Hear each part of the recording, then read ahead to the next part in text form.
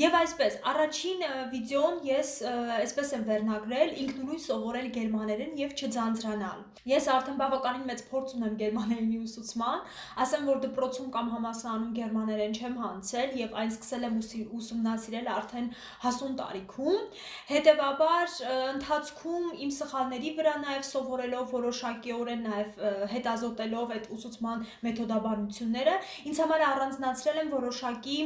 մեթոդներ, որոնք որ կարող են բարելավել եւ բարելավել են իմ գերմաներենը եւ իհարկե ես կփորձեմ ձեզ հետ կիսվել։ Ինչու եմ այն անվանել չձանձրանալ, որովհետեւ գիտեք, մանավանդ գերմաներենը ինքը շատ բարդ լեզու է եւ ցանկացած լեզվի ուսուցումը ուղեկցվում է գրամատիկական մեծ տեղեկատվությամբ եւ երբեմն եթե ուսուցումը չոր եւ ինչ որ ինտերակտիվ հատված կամ մասնիկ չի կրում, հետեւաբար պարզապես շատ հեշտությամբ ձանձրացնում է եւ դուք պարզապես որոշում եք ձեր հետաքրքրությունը փոխել եւ սովորել օրինակ ուրիշ լեզու կամ առհասարակ դադարել լեզու սովորել։ Եվ այսպես ձեզ համար պատրաստել եմ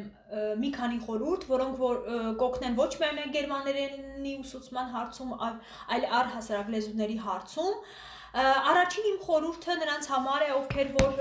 փորձում են իրենց գերմաներենը բարելավել եւ հարստացնել մասնավորապես բառապաշարը։ Ես ինքս նրանից օգտվել եմ, ես ինքս ունեմ այդ փորձառությունը, գիտենք բառարան պահելը կարող է արդյունավետ լինել, օրինակ սեփական փորձից ասեմ, ես ունեի մի հատ շատ մեծ տետր եւ մի պահ հայտնաբերեցի, որ նույն բառը մի 3 անգամ գրել եմ ու մեթոդիկա մշակեցի, ձեզ հետ կուզեմ ես կիսվել։ Ուրեմն վերցնում եք այսպիսի թղթեր, կապ չունի ինչ գույնի, ինչ չափսի, բայց ցանկալի է փոքր։ Մի հատվածում, մի մասում գրում են գերմաներեն բառը եւ երկրորդ արդեն հաջորդ հատվածում հայերեն, անգլերեն, չգիտեմ, ռուսերեն, որ լեզուն ձեզ ավելի հարմար է։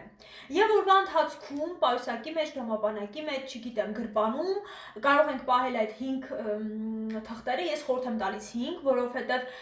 ունենալով ավելի ինտենսիվ ուսուցման փորձ, ես եղել է 20, եղել է 30, բայց կարող եմ ասել, որ արդյունավետության առումով այդքան էլ իսկապես խորհուրդ չի տրվում, որովհետև շատ բառեր պարզապես մոռանում են։ Հետևաբար 5 օր շարունակ, այսինքն շաբաթվա մեջ խորհուրդ եմ տալիս 5 օր, դուք սովորում եք 25 բառ, օրվա ընթացքում փորձում եք մեկ-մեկ նայել, աչքի տակով անցկացնել։ Օրվա վերջում տեսնում եք արդյոք քանի բառ է մտաբախվել եւ այսպես կարող եք դարակներով առանձնացնել, մի մասը լինի այն բառերը, որոնք որ դուք արդեն հիշում եք, այն բառերը, որոնց հետ կապված դեռ երբեմն խառնում եք կամ շուտ չեք մտաբերում, առանձնացնում եք։ Երկրորդ խորհուրդը դա շրջապատեք ձեզ գերմաներեն բառերով։ Էլի ելնում եմ իմ փորձից։ Ես սկզբնական շրջանում, որ Գերմանիայում էի, ապրում էի մենակ, ունեի իմ տունը եւ ամբողջ տունս ես այդպես ստիկերներով էի պատել, այսինքն խոհանոցում դարակ ինչպես է գերմաներեն, դուռ ինչպես է, չգիտեմ, խոզանակ, չգիտեմ ես ինչ խոհանոցային իր եւ ասեմ, որ շատ արդյունավետ է եւ ձեզ կօգնի, որտեղ միշտ աչքի առաջ է դու այն տարական գերմաներեն կենցաղային բառերը շատ հեշտ կարողանում ես սովորել։ Խորհուրդս սկսել սովորել գերմաներեն ըստ նախասիրությունների։ Եթե դուք սիրում եք օրինակ ուտելիք պատրաստել, եթե խոհանոցը ձեզ համար սիրված վայր է, եթե դուք սիրում եք ֆուտբոլ նայել, եթե բժշկական ինչ-որ հաղորդումներ եք շատ սիրում, ձեզ հետաքրքրում է բժշկական տերմինոլոգիան, բժշկական հաղորդումները, հետևաբար դուք կարող եք գտնել դրանց գերմաներեն տարբերակները։ Կարծում եմ, որ սկզբից կլինի դժվար, բայց հետագայում այդ գործընթացը ձեզ իսկապես կկլանի։ Երաժշտություն, անպայման լսեք գերմանական երաժշտություն։ Գիտեմ, որ գերմանական երաժշտություն ասելով բոլորի տենց մտքին գալիս է Ռամշտայնը, բայց դե Ռամշտայնը ասեմ ձեզ, որ Գերմանիայում առհասարակ հայտնի չի եւ շատ նեղ շրջանակներն են լսում Ռամշտայն, ասեմ ավելին, որ այստեղ շատ չեզոք, այսպես շատ անտարբեր վերաբերմունք կա Ռամշտայնի նկատմամբ, կա ես անձամբ շատ եմ սիրում գերմանական ռեփ։ Գերմանացիները արտադրում են ցանկացած ճաշակի եւ որակի եւ ցանկացած նախասիրությունների երաժշտություն եւ հետեւաբար կարող եք այդ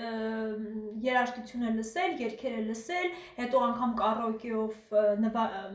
երգել եւ կարծում եմ, որ այդ նախասիրությունը, այդ հոբին ձեզ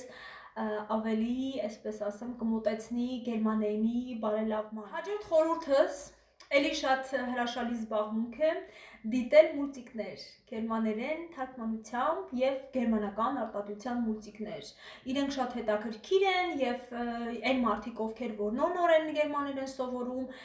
իսկապես մուլտիկների օգնությամբ կարող են բարելավել իրենց գերմաներենը։ Շնորհակալություն դիտման համար եւ սպասում եմ ձեր բաժանորդագրությունների, սպասում եմ ձեր արձագանքների, խնդրում եմ անպայման գրեք, թե ինչն է ձեզ հետաքրքիր, ինչը հետաքրքիր չի,